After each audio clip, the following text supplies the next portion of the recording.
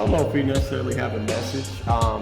Just to see what life is like with a family this large. Not only just how we currently live, but also the things that we're looking to get into. We want to be able to leave something for our children when we're gone.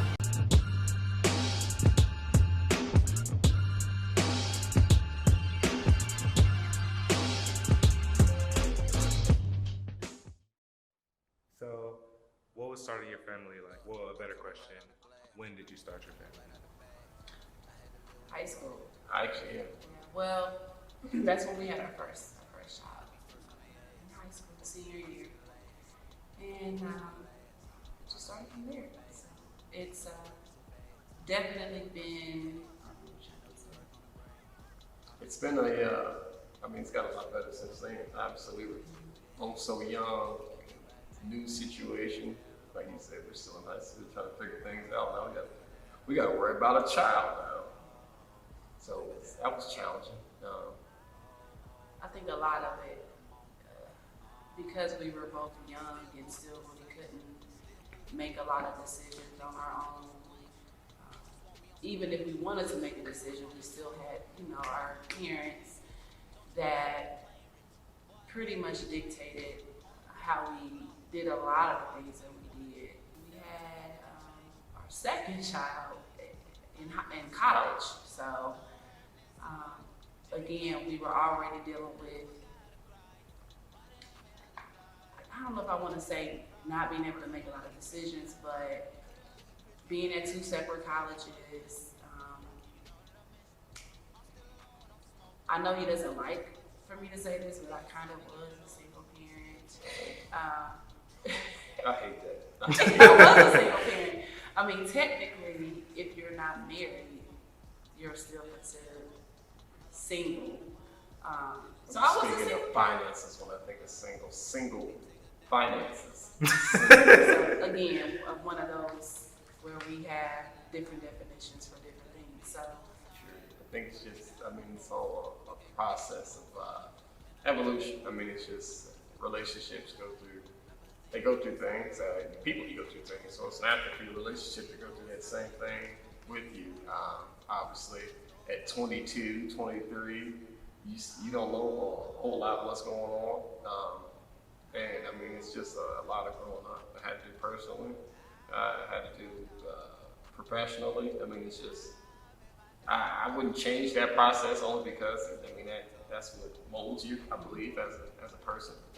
that's another thing that we always want to mention is that our family support, all the way from our parents, cousins, even my friends that I met at Wright State, they all played a huge role in me being able to accomplish the goals that I had. So I'm very appreciative of that support, and we still have that support even though we're in school, we're working, we're adults, and we have 6 kids now. So we do appreciate the family support that we still currently have. So shout out to them.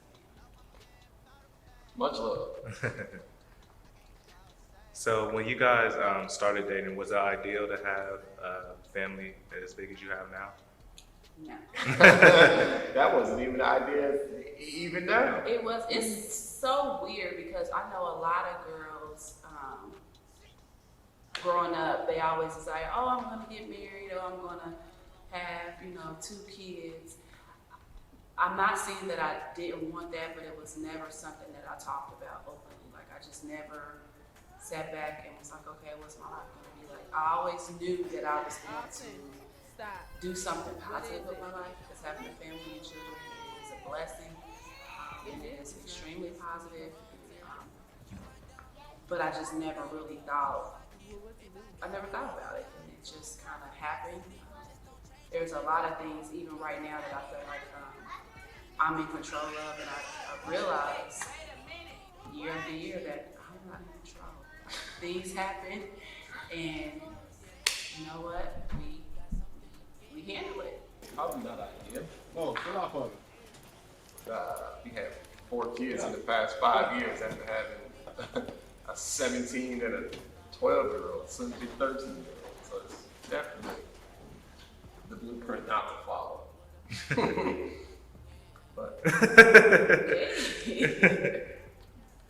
is what it is.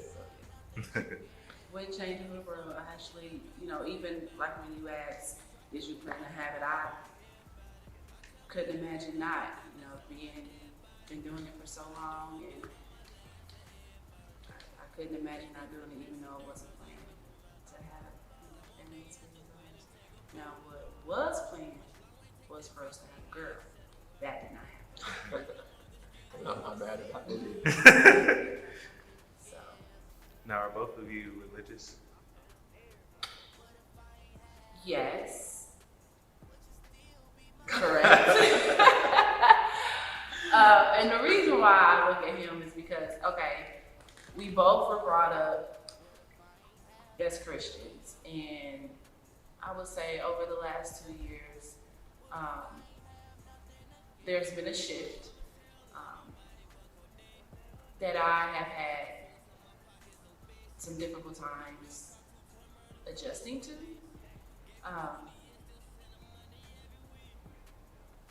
And so some of the things that we say or identified as has changed.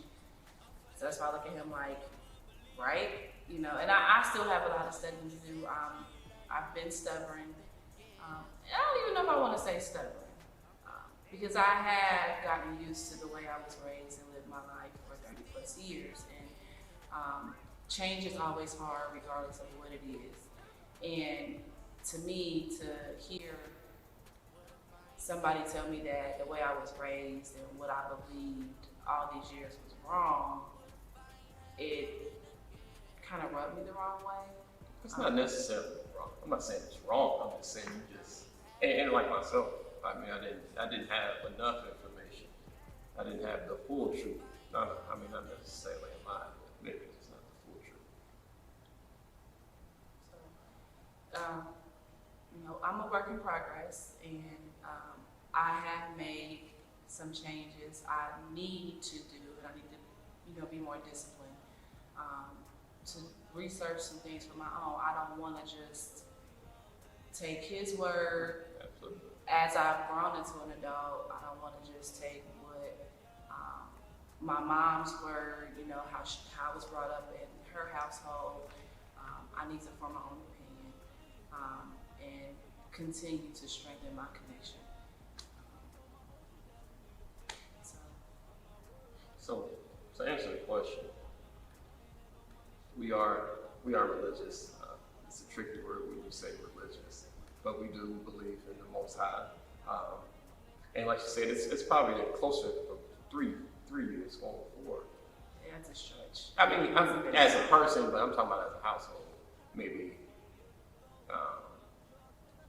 I'm thinking it's closer to 3 or 4 years, but 2 to 3 years probably practicing as a household. And basically, we don't subject ourselves to say Christianity. The basis of our belief is that I believe that we are the Israelites that the Bible speaks about.